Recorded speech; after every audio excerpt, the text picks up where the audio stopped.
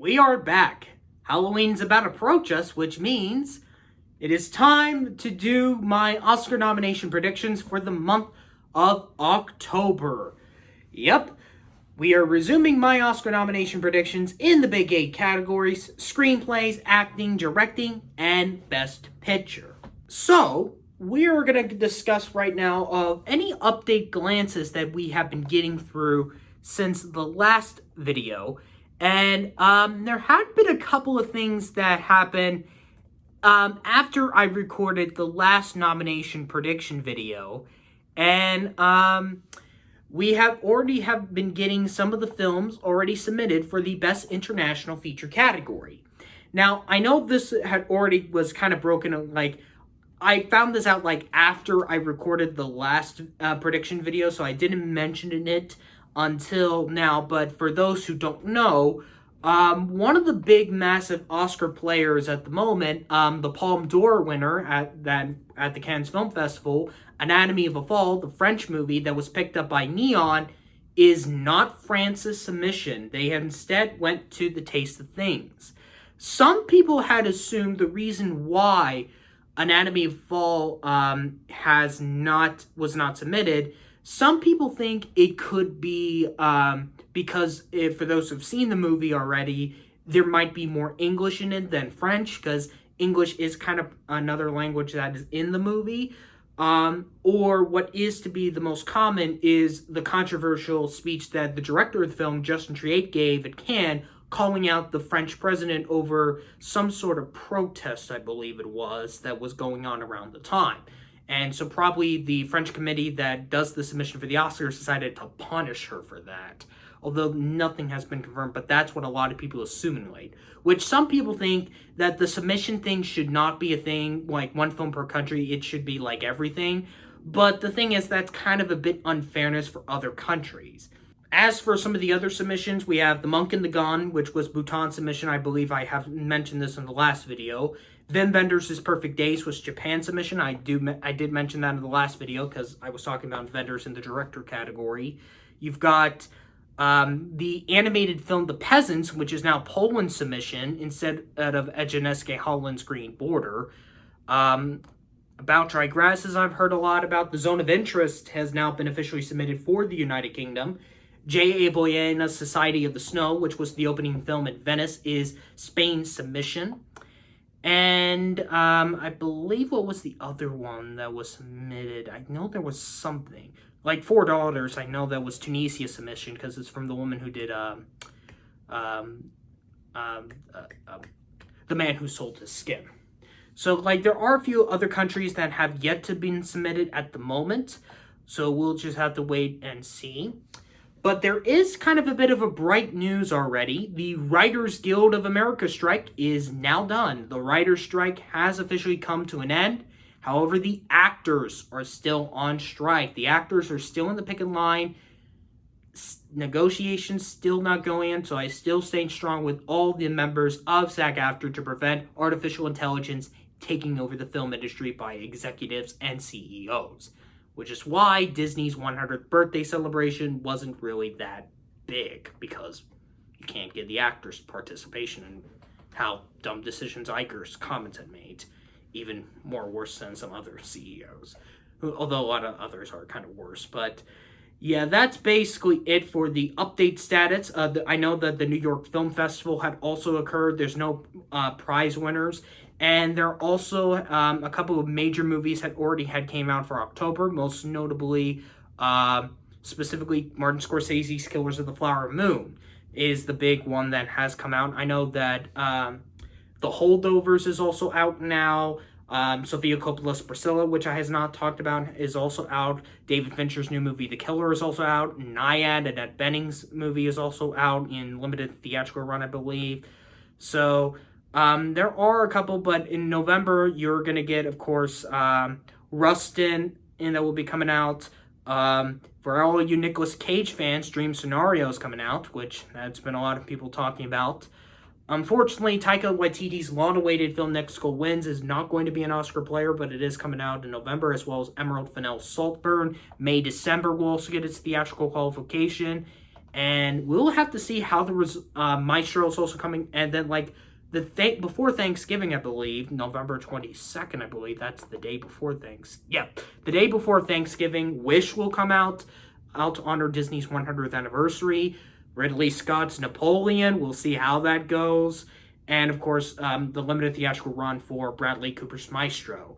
So Wish and Napoleon are probably the two big massive question marks, especially Napoleon, because that looks like an infamous failed Oscar bait movie when the trailer first started out. So let's start up with these predictions. Now, I will say the first three, they haven't really changed as much. And still going by, I'm going to wait until what the Academy confirms of where they're going to put Barbie in which screenplay category. So that's why I'm thinking at the moment, based on the pre-existing character rule, I still have Barbie in adapted screenplay. And that's where we're going up. It's still the same as last month.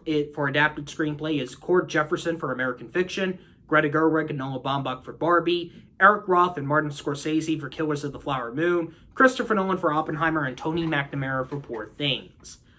If Barbie is confirmed original, then Poor Things is most likely going to be winning this. I know this could be the only chance to give Scorsese a win because director is a little bit tough, but Poor Things has getting a lot of hype around it, and maybe American Fiction could take this also if they really do want to give the TIFF winner something. But if Barbie comes here, will it win or will it not? Because it's getting kind of more likely to win in the original side more so than the adapted side. Original screenplay has not changed as well. It's still Justin Triet and Arthur Harari for Anatomy of a Fall, David Hymanson for The Holdovers, Sean Durkin for The Iron Claw, which that would be the position that Barbie would be in if it is confirmed original. That's why I have the little asterisk for The Iron Claw. Sammy Birch and Alex Machank for May December, and Celine Song for Past Lives.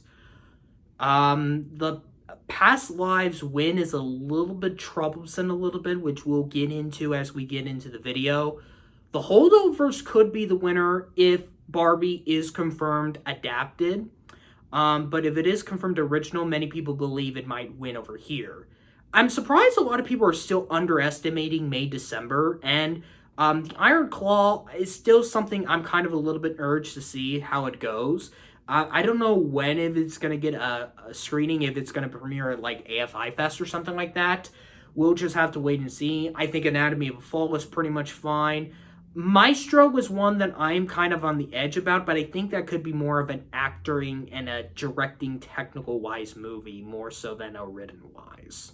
Supporting actress, nothing really changed. It's still Emily Blunt in Oppenheimer, Danielle Brooks in The Color Purple, Taraji P. Henson in The Color Purple, Julianne Moore in May December, and Divine Joy Randolph in The Holdovers. I have heard a lot of people are bringing up Penelope Cruz in Ferrari, the new Michael Mann movie, because she could be the strongest bet for that movie in terms of any Oscar consideration other than makeup and hairstyling. It's just the thing is, like, maybe that could be a possibility, because if she had won for Parallel Mothers, I don't think she would have been in consideration for Ferrari. It's just, I feel like Danielle Brooks still could win this, but a lot of people have Divine Joy Randolph that could potentially be the strong bet for The Holdovers to take a win here. So that could be a possibility if you want to get The Holdovers something that could not be screenplay or the competitive Best Actor race. Supporting actor is a little bit of a troublesome here because many people, including myself, have to take one specific performance out. Not because it's a bad performance or anything like that for many people, what they have said. It's just the competition is getting more tougher. That's why I have Robert De Niro in Killers of the Flower Moon, Robert Downey Jr. in Oppenheimer, Ryan Gosling in Barbie, Mark Ruffalo in Poor Things, and Germany Allen White in The Iron Claw. John Magaro in Past Lives, it looks like it might not happen at the moment. He might get in Indie Spirits, but then again, it's a bit tough with that now gender-neutralized supporting performance category. Like, he didn't even get in him at the Gotham nominations, but Gosling did because of Barbie's low budget. Because Downey's basically and Gosling are basically battling out for the win. De Niro is pretty much fine, especially the more people are now seeing Killers. I've heard a lot of people are now bringing up Jesse Plemons, who's like in the near end of the movie for like a lot of people have been saying. It is a possibility we might do what could be the film that could get the double nomination. Like, are we going to see a 2 year in a row where one movie is up for supporting actor, two performances for the same movie in supporting actress, and two performances in supporting actor from the same movie, like Everything Everywhere All at Once for supporting actress with Jamie Lee Curtis and Stephanie Hsu, and then The Banshees of Inisherin with Brendan Gleeson and Barry Keoghan. I have doing that with The Color Purple, not with Poor Things at the moment, because I I believe Willem Dafoe, I think he's in like the first portion of the movie, because Ruffalo plays more of the stronger role with Stone from what I've been hearing. And I think because since Ruffalo is kind of a little bit more, no, although both of them are not Oscar winners, you would think, but it is a possibility. It's just that the Iron Claw scenario is kind of the thing why I'm still going with the Germany Allen White thing, because I know the trailer had dropped and a lot of people were kind of bringing him up a little bit because he could be the strong candidate for the Iron Claw. We'll just have to wait and see if we hear words for his performance. Actress, like John Magaro, I had to take out somebody else as well from the same movie. Because I've got Annette Bening for doing the career win status for her performance in Naiad, Lily Gladstone in Killers of the Flower Moon, Sandra Hüller in Anatomy of a Fall, Carey Mulligan in Maestro, and Emma Stone in Poor Things. Like John Magaro, I had to take Retta Lee out. Now, I think Retta Lee could still potentially get more in, but it's just that I would have to replace her with Bening. But some people are saying Bening is going to win this. Bening is going to win this. It's just like, it's so divisive movie. A lot of people do like it. A lot of people didn't. And I think it's like everyone's saying it's the physical performance of her swimming is why she's going to get that Oscar. If it would have been more of a heavier campaign if the SAG-AFTRA strike did not happen. But of course, since the actors are still on strike and since there's no deal with it, it's kind of a little bit tough for her to campaign her to say, I want an Oscar. And almost like she would say, Hilary Swank took my Oscar twice, or should I say once, if you're considering American Beauty. So this has a chance up against two first-time nominees, one previous winner, which some people think Stone could win her second, which I really could be excited for that, because the thing is, I do think she did deserve the win for La La Land, and if she went leading in The Favorite like she was supposed to, that Searchlight was, she would have been my pick easily. So with her working with Lantimos again, I just can't wait to see what she can do. Mulligan might not have been a frontrunner status if she did win for Promising Young Woman, which of course she didn't, which that was ridiculous, because as much as I did like Nomadland, McDormand's performance in that was very weak. So like Sandra Hüller is more like a critic's favorite. Gladstone is just basically saying, I don't want to go in supporting because I don't want to get an Oscar, I just want to be nominated. So yeah, it's just like Greta Lee is on the edge there, but it's just that I still have Bening out front for her career win. Speaking of somewhat career wins, that's also a similar thing for actor, which I have not changed. It's still Bradley Cooper in Maestro, Coleman Domingo in Rustin, Paul Giamatti in The Holdovers, Cillian Murphy in Oppenheimer, and Jeffrey Wright in American Fiction. I am still saying Leonardo DiCaprio will be like Robert De Niro missing Best Actor a lot for The Irishman. Now, I would see DiCaprio getting in for if Dick Clark Productions is still doing the actor and actress in a drama or a comedy or musical, then he might get in for that in the actor in a drama category, or if the BAFTAs would go with him, or Critics' Choice. But I think he could miss, because when you look at that this list of five, it's like those five in DiCaprio, they're the top six.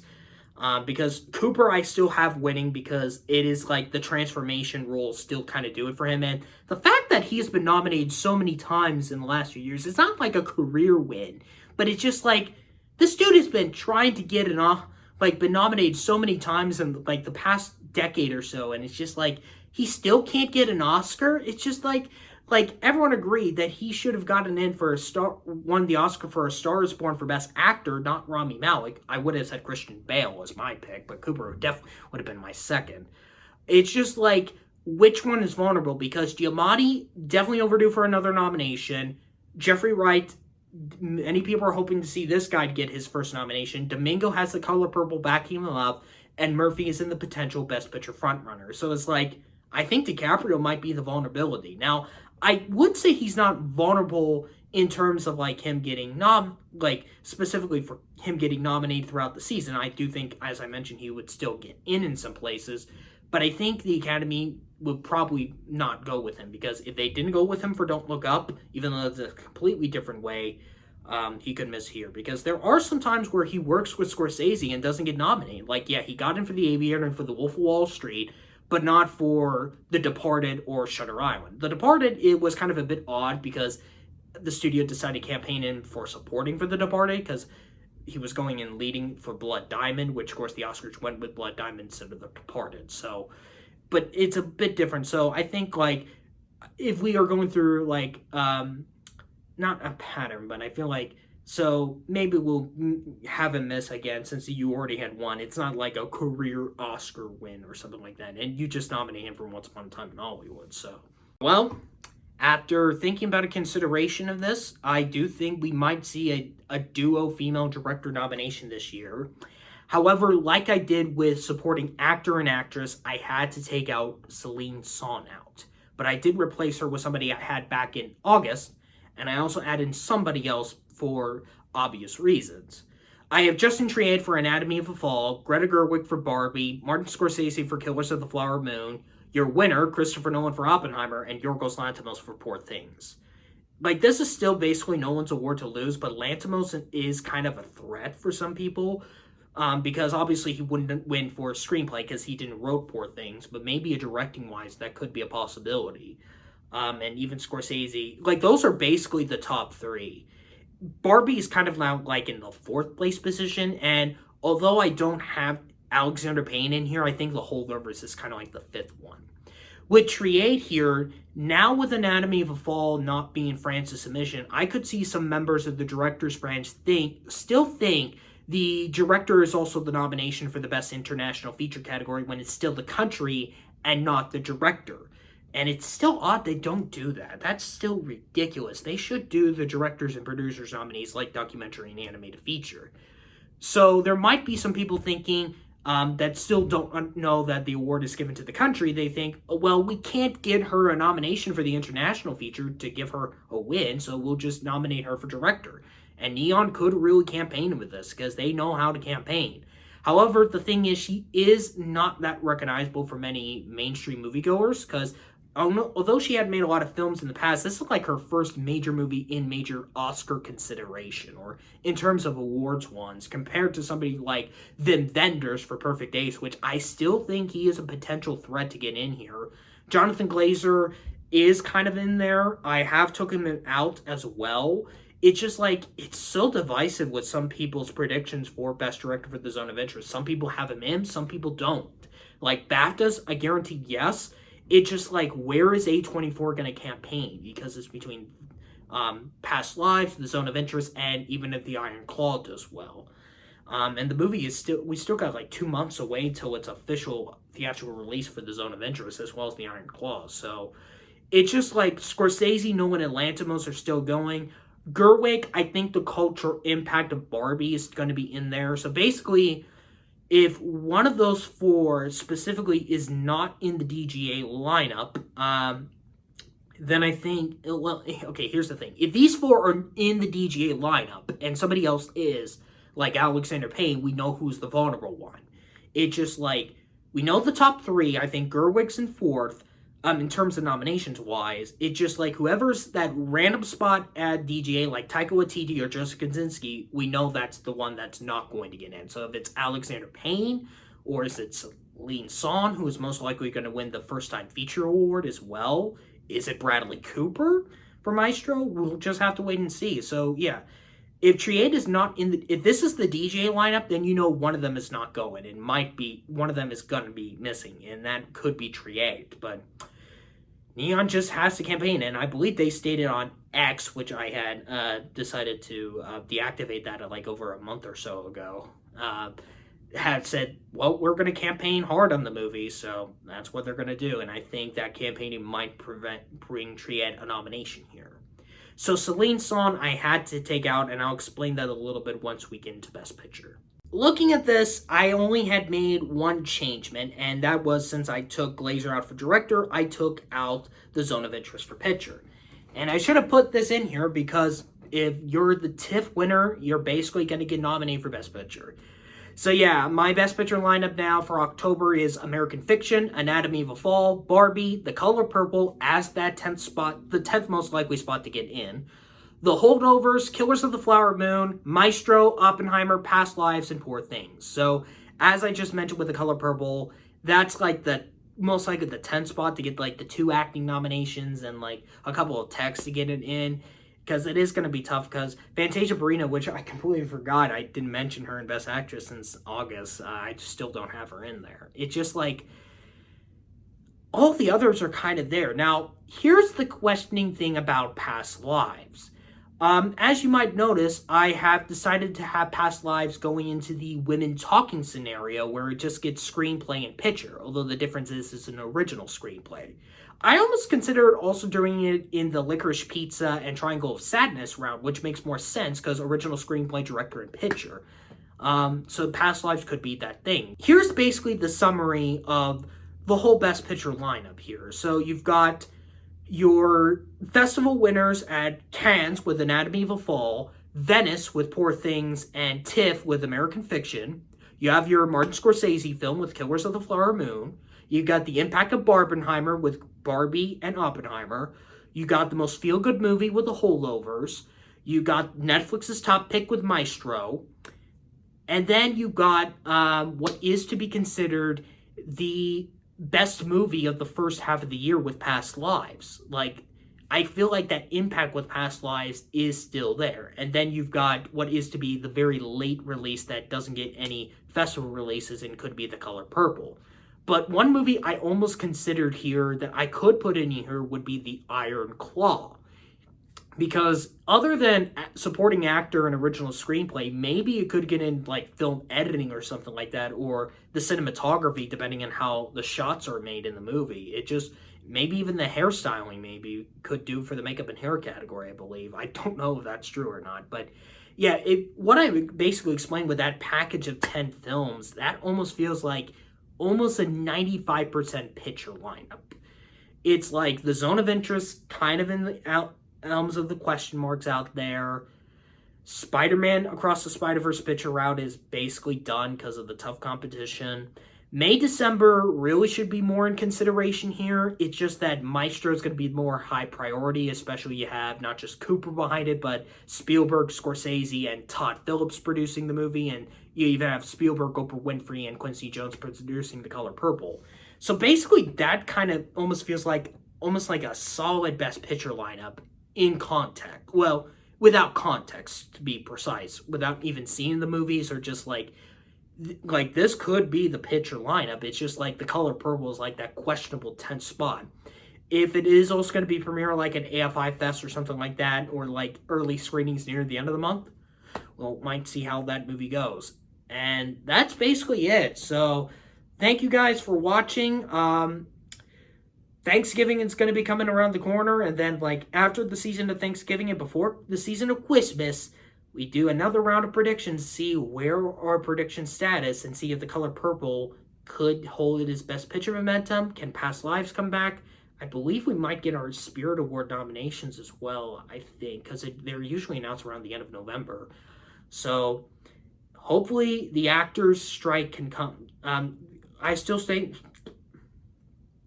hopefully SAG-AFTRA can win this massive battle to take down the Alliance of Motion Pictures of Television to produce movies and producers.